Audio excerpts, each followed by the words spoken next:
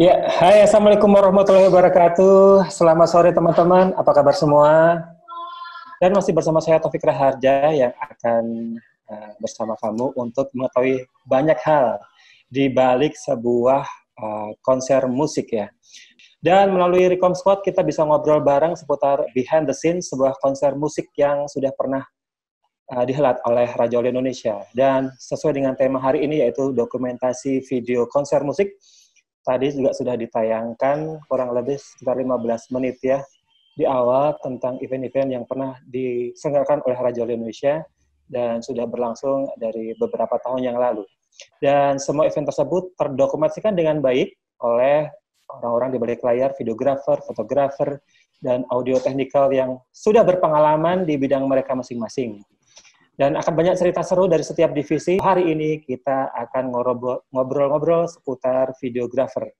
Dan sekarang kita akan ngobrol bareng bersama salah satu videografer yang sudah sering mencari momen terbaik, mendapatkan momen bagus, tampilan dari udara di setiap event Raja Wali Indonesia, yang lebih kita kenal dengan aerial specialist atau spesialis drone. Dan sudah ada Mas Wahyu Dharma. Apa kabar Mas, sudah bergabung? Halo Mas Taufik, Assalamualaikum warahmatullahi wabarakatuh. Waalaikumsalam warahmatullahi wabarakatuh. Kayaknya Gimana? sehat-sehat aja nih. Alhamdulillah sehat. Gimana Mas, kabar Mas Wasu juga sehat hari ini? Alhamdulillah aktif terus. Gimana kesibukan barunya setelah menjadi influencer? Sudah?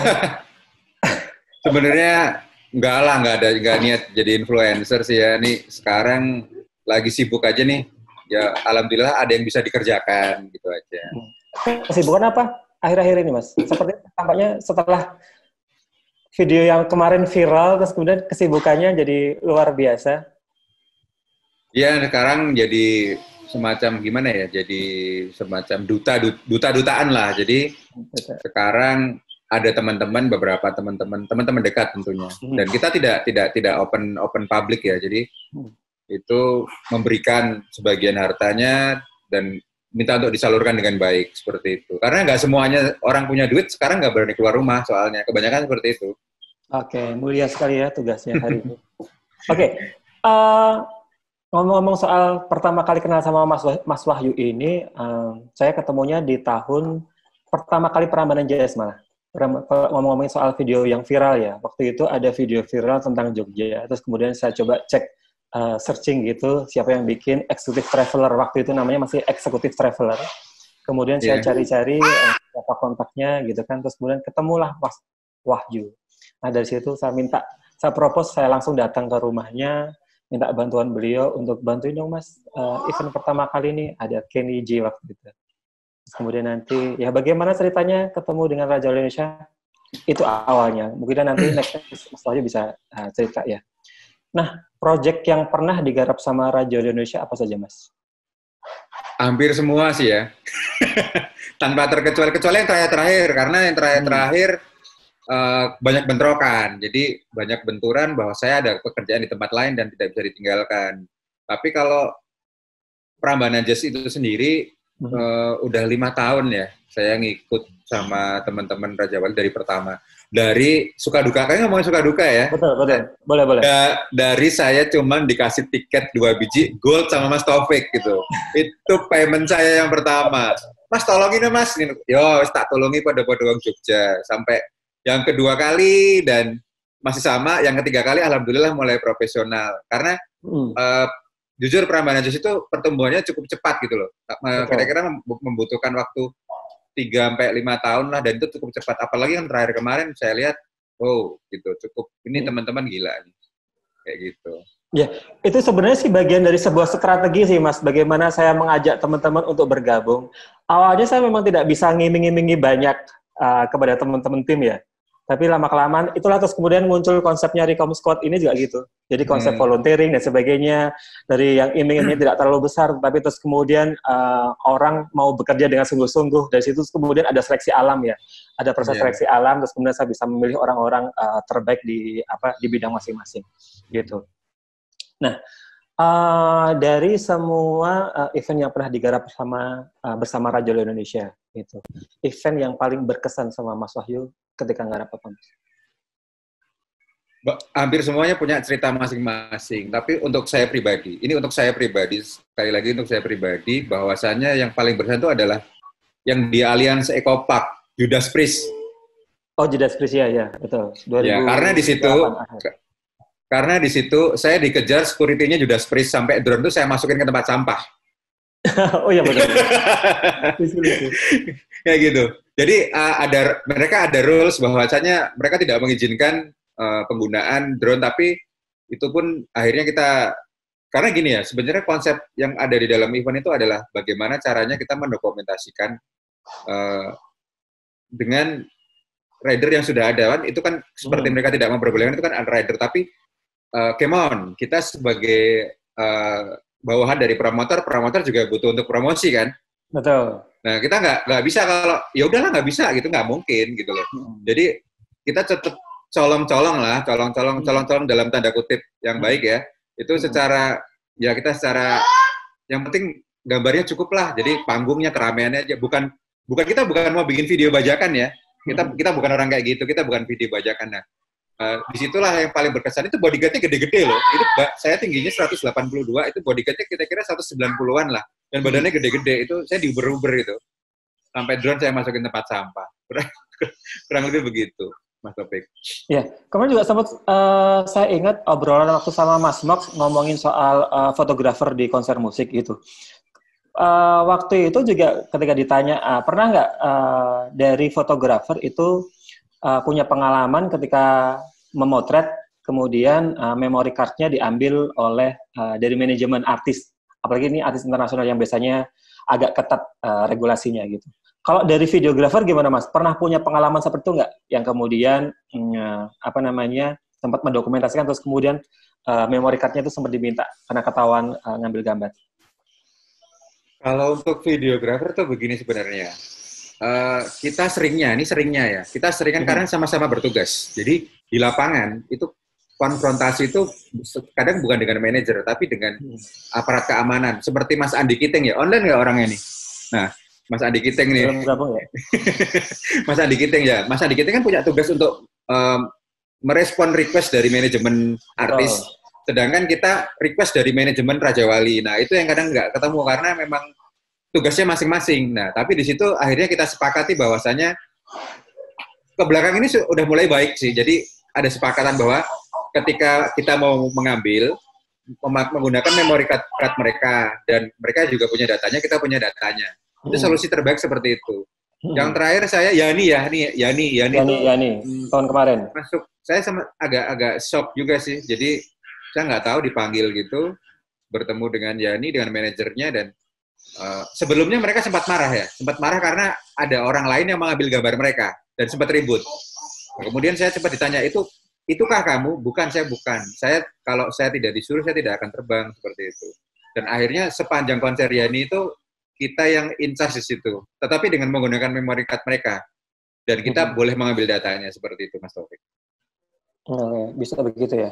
Iya. Yeah. Okay. Kalau ngomongin soal persiapan pendokumentasian video, mulai dari persiapan sampai nanti pada saat konser gitu, kira-kira butuh berapa lama dan berapa tim yang terlibat di dalamnya?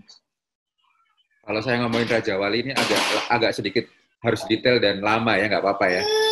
Jadi Raja Wali ini itu baru rapat aja kita suruh mendokumentasikan. Itu bagusnya di situ. Jadi ada datanya step by step. Contohnya yang terakhir kemarin kita mendokumentasikan rapatnya teman-teman terkait akan melakukan perambahan di situ, kita udah dokumentasikan sampai pencetakan baju kalau nggak salah, sablon kaos, terus bikin merchandise juga kita dokumentasikan. Itu about before event ya, itu about 15 days before event, and after event itu post pro-nya bisa sampai ya 1 bulan lah gitu. Terus orangnya orang ya, kalau mau bahas orang itu sekitar terakhir tim saya sama teman-teman itu sekitar 45 orang. 45 orang ya? Ya, karena perambahan di situ ada 3 panggung ya. 3 panggung. 3 panggung dan posnya nanti untuk nanti posnya bisa saya jelaskan lebih lanjut. Oke. Siap. Ya, karena memang sebenarnya yang diceritakan sama Mas Wahyu tadi itu special case di tahun 2019, Prambanan Jazz kemarin ya, di tahun kemarin, 2019. Jadi memang outputnya kita pengen membuat sebuah film video dokumenter sih sebenarnya. Jadi ada proses pre sampai post event sih sebenarnya waktu itu begitu.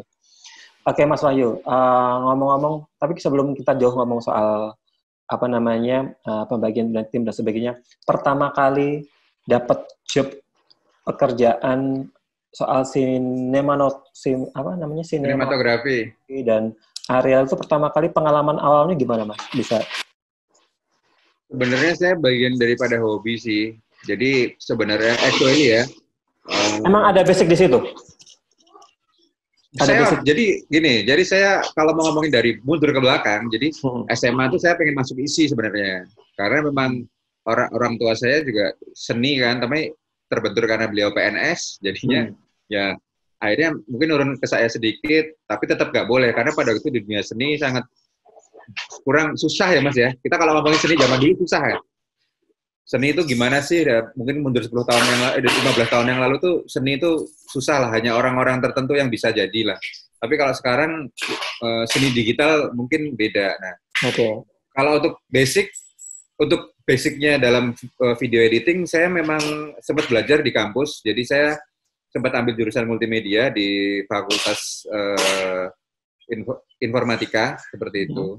Terus di combine sama ya ini yang paling penting ya. Saya kalau ngelihat video saya zaman dulu, saya juga kok jelek banget. Dan ternyata kita tuh kalau nggak belajar, nggak bakal pernah menjadi yang terbaik. Gitu. Jadi saya yang sekarang ngelihat video saya 6 tahun yang lalu tuh juga jijik sebenarnya. Ini jujur saya ngeliat video saya sendiri ya, bukan video orang lain ya. Jadi saya melihat video saya 6 tahun yang lalu, iki opo toh seperti itu. Tapi berarti intinya gini, kalau lo mau baik dari basic apa aja, mau seni ke apa kayak, tapi kalau lo nggak pernah belajar nggak bakal bisa seperti itu. Baik, intinya belajar ya. Jadi kalau kita ngomongin soal proses pertama kali, output pertama di Prambanan Jazz 2015 sampai 2019 juga beda ya? Oh, beda banget. Karena juga sorry. Yang pertama Prambanan Jazz 1 tuh saya bikin sendirian ya. Oh iya betul. Nggak pakai tim ya. Yang waktu itu sempat mobilnya dipinjam sama Kenny G. Oh iya, jadi dia tuh mungkin kayak seniman tuh kayak gini, dia harus pada waktu cek sound. Dia itu semacam raba-raba, nanti gua ngapain ya? Nah, itu Kenny G seperti itu. Terus dia masuk mobil saya, di dalam ada istri saya. Terus istri saya bilang, karena istri saya tahu Kenny G, kalau orang lain jelas sudah dibabat itu. Tapi karena Kenny G ya, can I help you? Terus dia bilang, aku pengen masuk panggung nanti dari depan, aku pakai mobil ini soalnya enak. Mobilnya Freed. Kan kecil, terus sliding door gitu. Jadi pengennya begitu. Cuman pada waktu itu ya udah kita jawab, ya udah kalau memang butuh nanti dikontak aja. Saya sempat kontak Mas Taufik juga kan pada waktu itu. Betul. Kayak gitu. Iya. Seru sih. Habis itu kita ngomongin soal habis video. Nah, itu kan selain proyek-proyek yang dilakukan sama Raja Indonesia, Mas Wahyu itu kan juga kerap banget ya. Itu apa Mas? Apa namanya? Bikin video-video. Kerap itu apa Mas? Kerap? Sering. Oh, oke. Sering. Jadi sering banget bikin video yang itu adalah dari BUMN gitu. Atau memang sudah dari dulu memang udah seperti itu atau dapat order? Ya, nggak ada. Sebenarnya gini. Sebenarnya kita kalau saya pribadi itu, saya kalau mengerjakan sesuatu tuh pakai skala. Skalanya skala apa ya? Ada semacam apa? Mas kalau sorry aku agak lupa apa? Target. Bukan skala target. Jadi apa ya? Kira-kira ada semacam peluang gitulah, gitu loh. Nah, contohnya di sini. Saya selalu tekankan banget sama teman-teman atau tim kita, entah itu Mas Korna, Mbak Farida dan lain-lain itu, bahwasanya saya punya nama di Jakarta itu salah satunya dari Prambanan Jazz. Gitu loh. Jadi jangan lo mau Prambanan Jazz kuwi apa ya? Mungkin kalau di Jogja biasa wae, tapi kalau di Jakarta it's something. Gitu loh. Jadi oh Mas Wahyu ya? Oh yang ngerjain Prambanan Jazz bukan? Nah, seperti itu. Itu saya nyata, Mas. Itu saya ngalamin gitu loh. Jadi saya ketemu klien gitu kan. Sudah ngerjain apa aja, Mas? Ya banyak sih, saya udah ngerjain profil yang ini, profil Pertamina dan lain-lain. Terus ini 1 bulan lagi saya tapi nggak bisa syuting karena apa? Saya ada pekerjaan dengan Prambanan Jazz Pak, dengan Raja Wali. Masih ngerjain Prambanan Jazz? Oh, saya sering nonton, itu bagus lah seperti itu. Ternyata tuh happening gitu loh. Di Jakarta tuh happening banget gitu loh. Oke, sambil menunggu juga teman-teman, apabila ada pertanyaan, dapat mengirimkan pertanyaannya langsung ada di kolom komentar. Kemarin kita juga sudah sempat, kemarin atau tadi ya? Kita juga sudah sempat nge-share di question box, tadi pagi. Kita sudah sempat nge-share di question box. Kalau ada pertanyaan-pertanyaan yang bisa kita jawab langsung, nanti kita akan jawab hari ini. Gitu. Oke, Mas Wahyu. Wah, ini sudah. Oh ya, sudah bergabung lagi. Oke. Kalau terus kemudian memutuskan menjadi areal sinematografi itu kapan? Aduh, sorry ya ganggu. Hey, halo Sam. Ikut in frame, Sam. Nah, udah ya. Kamu ngoceh nanti. Jadi sebenarnya gini Mas, point setnya tuh gini.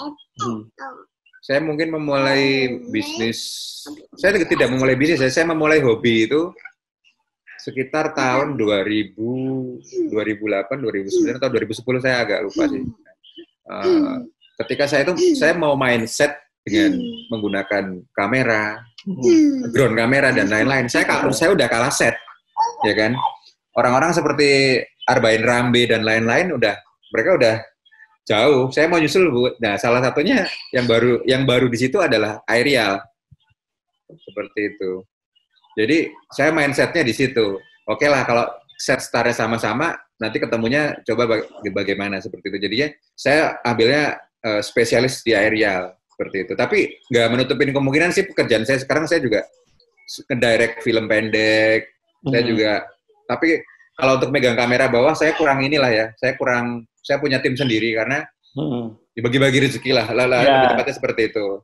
Dan tidak semua juga harus dikerjakan. Harus tidak dikerjakan sendiri gitu kan ya? Betul. Oke. Karena memang waktu itu juga aku ketemu sama Mas Wahyu pertama kali di tahun 2015. Itu memang kamera drone memang belum menjamur, belum sebanyak sekarang ya. Waktu itu karena memang masih sangat ya dibilang masih sangat langka, itulah kenapa terus kemudian wah video ini bagus banget nih tentang Jogja, terus kemudian saya coba cari terus kemudian ketemu sama Wahyu. Apa yang nggak pernah kita lihat kan selalu bagus, Mas. Betul. Iya kan? Makanya ketika kita lihat dari atas tuh mau sejelek apapun juga bagus. Kalau sekarang mah muntah-muntah. Sudah biasa banget ya. Nah, dari situ untuk apa yang membuat Mas Wahyu menyukai dunia aerial fotografi atau sinema? Ini kalau mau jawab jujur nih ya, satu, ya kan, nggak capek. Oh, oke. Dia yang kemana-mana, kita nongkrong, bener nggak? Betul. Nah, itu yang pertama. Ini kalau jujur loh, ini kan harus puasa ya, nggak boleh bohong ya, nggak boleh diledes-ledes gitu kan. Jadi kalau pertama jujur, nggak capek. Yang kedua, bird eye itu indah sekali. Jadi kita bisa mikir, explore yang lain-lain. Jadi misalkan kita mau masuk ke cliff yang dalam. Jadi saya pernah ngambil gua yang ada di Bali itu, karena nggak bisa dimasukin manusia, saya pakai drone, kayak gitu. Ya, alhamdulillah drone-nya nggak kenapa-napa sih, karena kata orang di situ udah belasan mayat drone yang jatuh, tapi saya pada waktu itu alhamdulillah nggak kenapa-napa. BTW saya udah ngabisin sekitar 3 drone ya, jadi sekitar 60 juta itu udah hilang buat tabrak. Jadi memang nggak murah sebenarnya, tapi masih bisa lah gitu. Jadi kalau cuman mau iseng boleh sih, tapi pada waktu itu sempat ngedrop juga, dalam artian ngabisin 3 drone itu juga nggak murah kan, Mas? Betul. Gitu loh. Dan saya momen yang, kalau ditanya lagi momen kedua yang paling berkesan, yang Prambanan Jazz 5, drone saya nyangkut. Oh, nyangkut di pohon? Nyangkut di pohon. Untungnya itu. Oh iya. Itu nggak menimbulkan insiden ya. Jadi kalau sampai nabrak, fail safe, terus jatuh kepala orang kan repot ya. Itu saya sampai nggak tenang banget, karena takutnya dia nyangkut terus jatuh. Tapi dia pun nyangkutnya tuh nyangkut semut gitu loh. Alhamdulillah ya, jadi nggak ada masalah. Itu karena ya pokoknya satu, kalau jadi operator drone, kita nggak bisa bilang pilot sebenarnya, operator. Kalau pilot nanti kesannya nggak enak sama pilot pesawat kan. Kalau menjadi operator itu kita harus punya partner seperti kooperatornya. Jadi pada waktu itu kooperator saya lagi kemana, saya maksain terbang. Ya. Jadi saya nggak tahu, biasanya kasarnya, 1 meter, 2 meter, 3 meter, 1 meter, nabrak. Nah, ini nggak, cuma ada pohon, jadinya ya akhirnya kebentur seperti itu, Mas Taufik. Nah, Mas, kalau ngomongin soal operator drone, dan sekarang harga drone juga bervariasi ya. Ada yang sudah mulai, ada yang murah, ya. Terus kemudian dioperatori dengan yang harganya tidak terlalu mahal begitu. Nah, tantangannya secara kualitas dan sebagainya itu gimana, Mas? Mungkin Mas Fadli bisa jelaskan. Bagi orang awam seperti saya ya, yang terus kemudian tidak ngerti lagi, terus kemudian ngomong, yang penting terus kemudian secara visual dapat gambar dari atas gitu. Tapi kalau secara orang yang memang paham banget soal drone itu bagaimana, Mas? Cara membedakannya? Sebenarnya begini, harga drone itu ada banyak versi sih sebenarnya. Satu, versi kita memang hobi. Kedua, versi bisnis. Rata-rata orang yang mempunyai versi bisnis, karena mereka tidak punya basic, akhirnya mereka hancur duluan Mas sebelum berkembang. Seperti itu. Nah, kalau cara membedakan drone yang baik dengan tidak itu adalah di dalam seni pengambilan gambar. Tapi tidak menutup kemungkinan seperti gini. Seperti acara konser. Itu acara konser kan semacam sudah rame ya. Sudah rame, sudah set, sudah ada lampu. Kita tinggal cari angle. Sebenarnya mau gimana-gimana pun juga tetap sudah bagus. Gitu loh.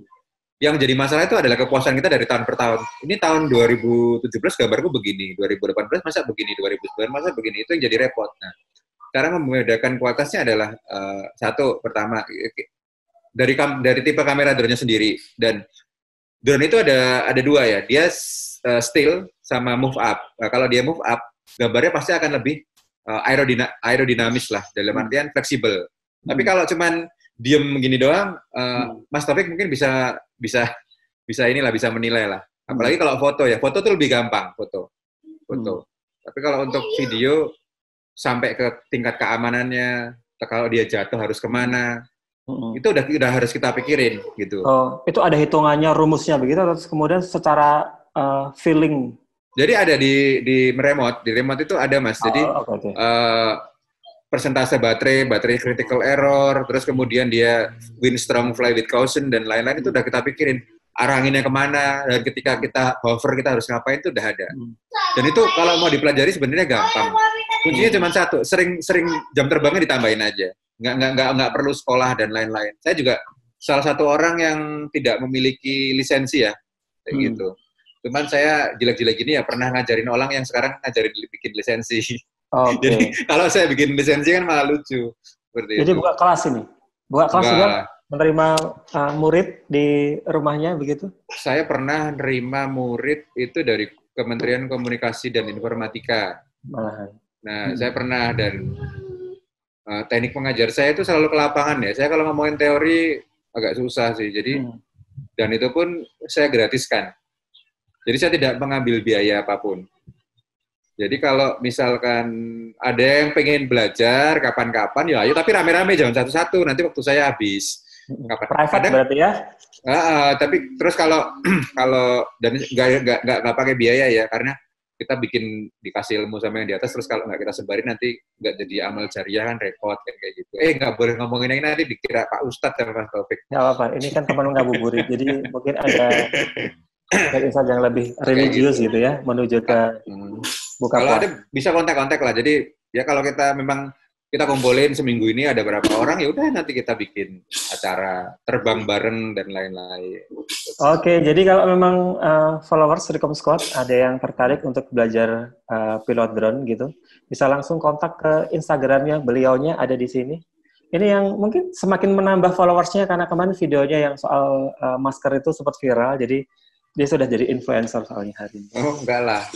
Gitu. Terapannya. Oke, Mas. Ada pertanyaan lagi nih, Mas, dari komentar. Tips agar bisa bersaing dan bertahan sebagai pilot drone apa, Mas? Tips-tipsnya. Oke. Saya sekarang memang seorang aerial spesialis. Film-film besar seperti Jalangkung, terus filmnya Roy Lolang yang kemarin Calon Bini, ada banyak film sebenarnya sih, saya nggak bisa sebut satu-satu karena lupa ya. Karena mereka juga tricky, jadi mereka bilang, ini buat film pendek, nggak taunya film layar lebar. Oh, Habibie Ainun juga termasuk. Nah, itu saya spesialis DOP-nya aerial. Jadi saya yang ngambil aerialnya mereka semua. Tapi di lain sisi, saya juga mengerjakan sebuah proyek yang saya directin sendiri. Tentunya proyek-proyek yang kelas menengah, seperti web series, terus iklan-iklan TVC, dan lain-lain. Nah, kuncinya begini, sebenarnya ketika kita menjadi area spesialis, kita harus spesialis apa sih? Sebagaimana lu spesial sih, karena sampai lu bisa dipakai orang-orang yang membutuhkan jasa lu. Dan rate saya cukup nggak murah ya. Saya sekali per hari di atas angka 2 digit soalnya. Jadi saya sehari di atas angka 2 digit. Jadi kalau nge-hire saya 3 hari ya lumayan lah gitu. Pulang bisa beli sesuatu yang nyumbang-nyumbang lah gitu. Nek belinya saru kayak gitu. Nah, jadi problemnya begini. Solusinya biar bertahan gini. Kalau Anda bisa mengkombinasikan antara gambar atas dan continuity dengan gambar bawah, contohnya begini, ada ground kamera dan ada aerial kamera. Kalau Anda tidak nyambung, tidak bersinkron dengan orang yang mengambil ground kamera, saya jamin Anda tidak akan pernah dipakai lagi. Karena dalam sebuah film atau proyek besar, sebuah continuity itu penting. Jadi begini, nggak peduli seberapa lo keren gambar lo, tapi ketika Anda itu ngambilnya tidak terpakai datanya oleh mereka, kalau sang klien, ya percuma, kan seperti itu. Contohnya Mas Taufik, saya sering nyolong gambar Prambanan, pas lagi sunset dan lain-lain. Sunset. Ya, secara untuk Mas Taufik itu nggak kepake, tapi secara untuk saya pakai di proyek lain, kan seperti itu, gitu loh. Jadi Mas Taufik pernah saya pakai, ini ngapain Mas kok nggak kelihatan panggungnya? Ya memang, karena saya ada kepentingan di situ, jadi pilah-pilah lah seperti itu. Tapi berarti data-data dari Prambanan Jazz cukup banyak menghasilkan buat bikin video-video yang terus kemudian menang di award-award gitu ya Mas? Oh iya, saya. Kalau buat ini tips ya buat teman-teman yang lagi pandemi. Supaya bertahan. Betul. Yang lagi pandemi nih, saya yakin lah banyak teman-teman yang lagi repot nggak ada wedding aja udah mati kan. Jadi solusinya satu, search lomba-lomba di Instagram, search di internet itu banyak banget. Dan Anda nggak harus pakai HP, harus pakai drone kok. Pakai HP pun bisa sebenarnya. Jadi asal kreativitas dan perlu digarisbawahi, saya memulai karir saya dari situ. Jadi saya sampai akhirnya saya mendapatkan nominasi kedua se-Asia Tenggara, saya juga dari situ awalnya, dari situ pelan-pelan. Sampai sekarang saya udah nggak boleh ikut lomba lagi, udah di-ban. Padahal lumayan ya, cuan. Karena terlalu sering menang di semua ini ya, di semua kompetisi ya?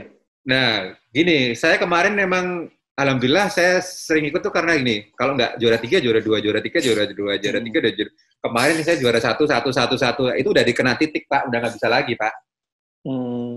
Paling enak sebenarnya juara 2, juara 3, dan saya bisa mengatur itu kemarin. Saya kemarin terlalu nafsu sama hadiahnya. Hadiahnya lumayan gede, jadi saya kemarin tembak nomor 1 gitu. Nah, kalau yang 2, 3 itu saya bisa ngatur, oh ini biar dia yang menang deh, saya segini aja. Kalau video itu bisa diukur, karena saya juga sering jadi juri soalnya. Jadi saya bisa sedikit ngukur lah kayak gitu. Itu buat teman-teman tipsnya gitu.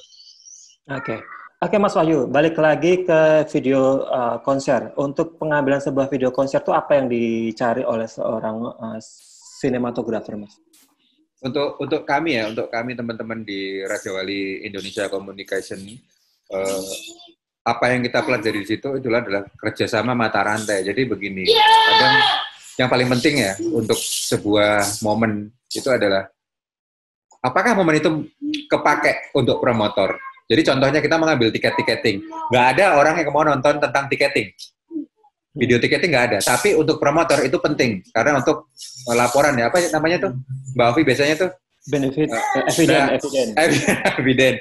Nah, seperti itu sampai segitu kita pikirkan. Terus seperti kita tadi ada di video kita mengambil ruang bermain anak-anak. Nah itu contohnya kenapa? Supaya orang tua next yang akan nonton, oh kalau saya bawa anak, kira-kira anak saya titipin di situ, saya bisa nonton. Ya kan seperti itu kan kira-kira. Nah kalau untuk artisnya sendiri, nah itu emang emosionalnya kita harus menahan. Karena begini, yang paling sering terjadi itu ada rebutan spot di tengah, Pak, Mas Taufik. Jadi saya udah plot misalkan saya, Mas Taufik dan Mas Chandra misalkan, ya kan? Ya Mas Chandra. Oke, nanti kamu Mas Taufik ambil di depan, saya ambil dari samping, Mas Chandra ambil di belakang. Nah kadang-kadang emosi kita begini. Masa gue ngambil di belakang sih, akhirnya tetap keluar dan di belakang nggak ke-cover. Nah, itu yang maksud kerjasama mata rantai tim. Kalau kita sampai miss gitu, kita emosi dengan diri kita sendiri, gengsi, gue pengen ngambil gambar gini nggak bakal kelar, Mas, seperti itu. Oke. Nah, ini juga ada pertanyaan lagi, Mas, terkait sama momen-momen yang didapatkan. Gimana cara manage tim agar semua momen bisa didapatkan? Dan kemudian mungkin bisa nyambung yang 45 orang tadi, pembagiannya seperti apa, Mas? Itu pembagian ya, kalau kita mengambil semua momen yang dapat, tentunya seorang videografer yang baik, kita mempunyai shortlist. Shortlist itu dari mana? Dari kita menggali sumber. Contohnya dengan Mas Taufik. Mas Taufik, besok kita mau nge-shoot apa? Mas Taufik, besok kita mau nge-shoot yang paling dekat kemarin ya, Yogyakarta. Kita harus ngapain? Oke, 1, kedatangan artis. Itu yang paling penting. Terus pengalungan bunga biasanya, ya kan? Kemudian backstage, ya kan? Backstage, terus perform artis, aerial arts, dan lain-lain itu harus kita pikirin. Pembagiannya cukup susah ya, cukup susah dalam artian, kalau saya sih pribadi, proyek yang pertama itu selalu menjadikan patokan. Jadi, si A ini tidak suka ditaruh di sana. Cocoknya si A ini kalau ditaruh di sana, dia pasti akan senang. Karena apa? Karena dia menjiwainya di situ. Contohnya, kalau Mas Taufik saya taruh di backstage untuk mengambil lokasi backstage, kan bisa ketemu artis tuh. Nah, dia ternyata happy-nya di situ. Jadi pekerjaannya jadi bagus. Seperti itu. Kita belum kasih yang di depan, yang diketing, terus yang bagian masuk scan itu kita ya, makanya ada orang sekitar 45, breakdown-nya seperti itu. Tiap panggung rata-rata 3 orang, Mas, satu panggung. Depan, samping, sama belakang. Itu kemarin Prambanan ada 3 panggung, berarti itu udah 9 kan? 9. Kemudian nanti ada tim edit. Ini saya bingung juga hebatnya sama Prambanan ini. Videonya tuh artisnya turun 1 jam, videonya udah nongol. Kecuali yang kayak abis kemarin yang pas batik tuh. Artisnya ngacak. Waduh, saya kacau bener itu. Saya kacau. Saya akuin. Aduh. Edit ya, edit langsung. Ya, pas batik itu kacau itu. Artisnya itu ngacak. Jadi BCL keluar sekarang, BCL turun, nanti keluar lagi. Subhanallah lah pokoknya. Tapi ya, alhamdulillah selesai juga. Ya intinya nggak saling nyalain sih. Kalau saya kalau menyalahkan tim itu selalu setelah event. Jadi lu kok gini sih, lain kali jangan gitu. Tapi tidak pernah pada waktu event. Karena kalau pada waktu event, mood-nya pasti drop. Bener nggak, Mas Taufik? Betul. Tapi kalau saya bukan menyalahkan, mengkoreksi seseorang, saya setelah event. Dan banyak, yang saya koreksi itu pasti banyak. Karena apa? Saya sayang sama mereka, gitu loh. Kayak gitu. Kalau nggak sayang, ya udah, bodo amat, kayak gitu. Oke, Mas Wahyu, kita masih punya waktu sekitar 10 menit, tidak terasa ya, 45 menit. Tapi ngomong-ngomong, Mas, kalau kita ngomongin soal pembagian... Bumper. Bumper sudah sering tadi. Mas, kalau ngomongin soal pembagian tim, kan rata-rata kalau orang yang baru belajar gitu ya, terus kemudian memasukkan tim baru dalam sebuah tim fotografer atau videografer gitu. Rata-rata kan ketertarikan mereka untuk merekam yang ada di panggung saja gitu. Nah, membaginya tim terus kemudian bisa menjadi rata gitu bagaimana, Mas? Ya harus diingetin terus, Mas. Jadi gini, kita pasti pernah jadi anggota. Betul. Kita nggak selalunya jadi chief kan sekarang. Kalau sekarang mungkin jadi chief, tapi kalau dulu kita kembaliin lagi.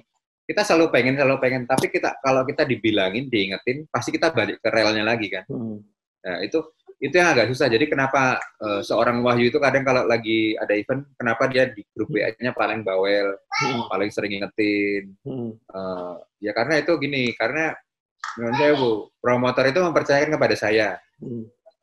Kemudian kalau gara-gara seseorang itu pekerjaan itu menjadi kacau, ya otomatis saya kan yang harus bertanggung jawab gitu loh. Betul. Seperti itu.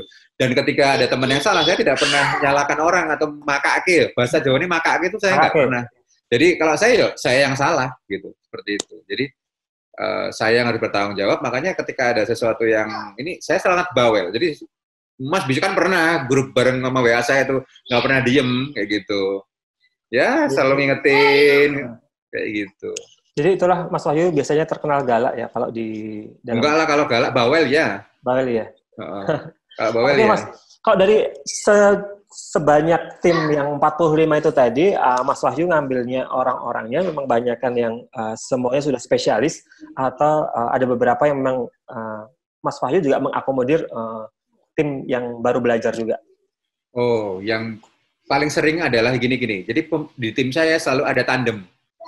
Contohnya tanya begini, Prambanan Desa 5 itu ada tandem dan yang mencari volunteer ini bukan saya.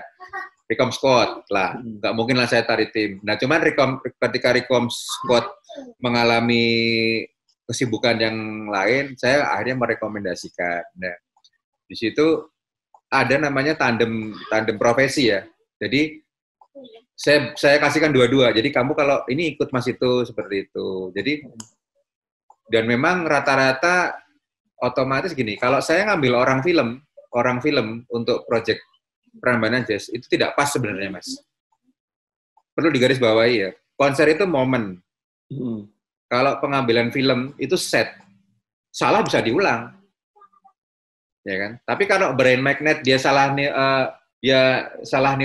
pas bagi bagus-bagusnya terus salah ngambil gitu kan nggak bisa diulang. Kehilangan momen, betul. Ya, itu repot. Dan biasanya yang paling cocok di sini tuh videografer wedding sebenarnya. Jujur. Malahan. Nah, karena itu mereka memiliki eksotisme tersendiri menurut saya. Gimana caranya menghindari kamera-kamera penonton yang lagi ijab kabul kan.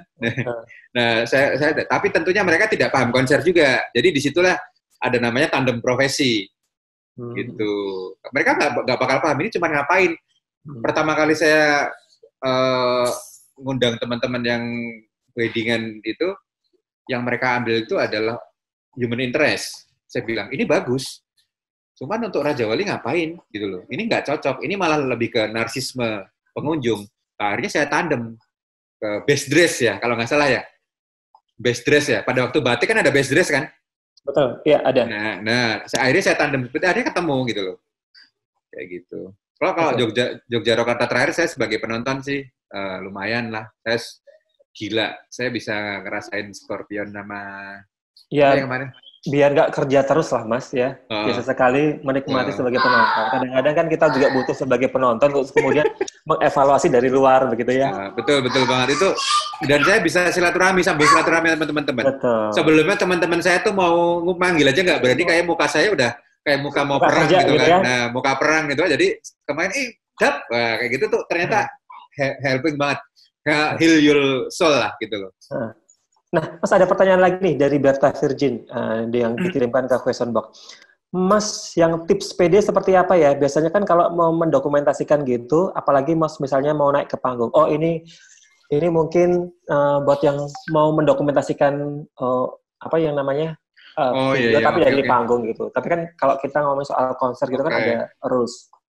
Ini kita digarisbawain dulu. Kita ngomongin Raja Wali. Raja Wali itu adalah pembuat konser sementara yang terbaik se-Asia Tenggara lah ya. Jadi orang naik panggung itu kalau nggak ada kepentingan, apalagi cuma videografer, nggak bakal boleh. Panggung itu steril, kayak fashion show. Panggung itu steril.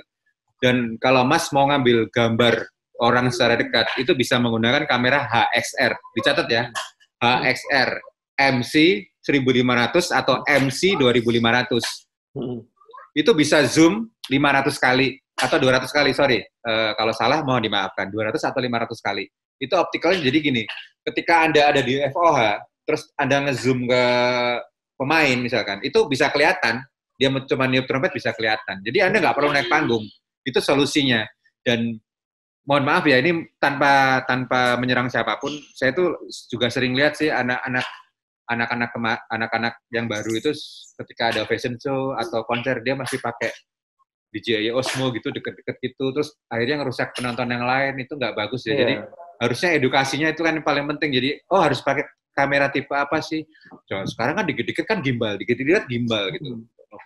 Kalau gimbal kan saya juga punya banyak di rumah gitu loh. Cuman bukan itu yang dibutuhin saat konser itu orang mau nonton dengan nyaman dan Anda jangan sampai merusak momen itu. Salah satunya dengan menggunakan kamera HXR tadi. Murah kok kameranya kok, sama Sony Alpha murahan itu. Kalau sering lihat berapa dulu? Iya. Kalau buat kerja yang murah toh Mas. Oh iya betul. Asal asli itu jadi produksi ya. Ya betul. Oke Mas, kita masih punya waktu sekitar 3 menit lagi. Jadi kalau kita ngomongin soal, mungkin Mas Wahyu punya tips-tips buat Recom Squad yang baru-baru mau bergabung nih, mau belajar soal soal video, apa yang harus disiapkan oleh? Nah, kalau teman-teman di Recom Squad yang mau gabung, ini saya rasa begini, kalau Anda mau mencari pengalaman lapangan yang cukup, saya bilang begini, ini kawah Candra di Muko. Jadi Anda tuh wong Mesinau, tapi langsung di sumbernya. Di Recom Squad cocok. Gitu ya. Nah, itu karena ketika Anda keluar, ya udah punya sayap lah, minimal bisa terbang lah gitu. Itu udah aman gitu loh. Jadi jangan pernah takut lah sama sebuah konsep Recom Squad itu sebenarnya lebih ke family ya. Recom Squad itu lebih ke family. Jadi saya sama Mas Taufik ini juga ya kalau nggak ada event ya kita tetap kontak-kontakan di luar. Kita juga ada grup lain kan, Hyperactive Trip dan lain-lain. Jadi buat family saling bantu lagi. Ya. Nah, kayak gitu. Iya. Oke, Mas Wahyu, terima kasih waktunya ya. Kita kira-kira sudah 45 menit tidak terasa sudah ada di penjara. Mungkin karena 45 menit tidak terasa kalau kita ngomongin soal begitu banyak pekerjaan di videografi, apalagi soal konser musik. Nah, kemungkinan nanti kan kita pengen bikin yang namanya Recom Academy. Mungkin nanti kemudian kita punya kesempatan buat Mas Wahyu jadi salah satu pemateri. Kalau kita ngomongin soal Recom Academy, nanti kita bisa ketemu lagi di sana. Oke, Mas ya. Langsung todong. Assalamualaikum. Terima kasih ya. Iya. Waalaikumsalam. Juga terima kasih kepada Prambanan Jazz Festival, Yogyakarta Festival, Mocaci Festival, Batik Musik Festival, Borobudur Simfoni, e-konser, Alimi Picture, dan juga recommerce.id. Dan baiklah, saya Taufik Raharja undur diri. Mohon maaf kalau ada salah ucap dan kata. Stay safe di rumah aja dan sampai jumpa.